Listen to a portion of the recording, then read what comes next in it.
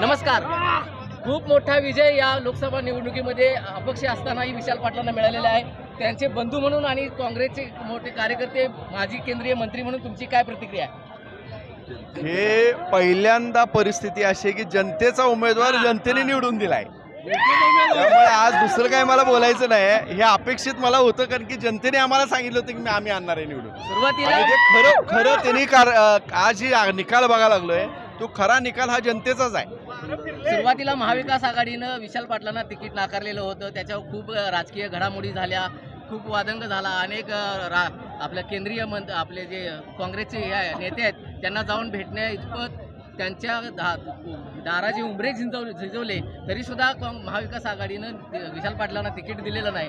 फक्त जे सांगलीचे नेते आहेत विश्वजित कदम हे विशाल पाटलांच्या पाठीशी खंबीरपणे उभे राहिले आणि त्याचमुळं हा विजय प्राप्त झाला अशी तुम्हाला खात्री आहे का?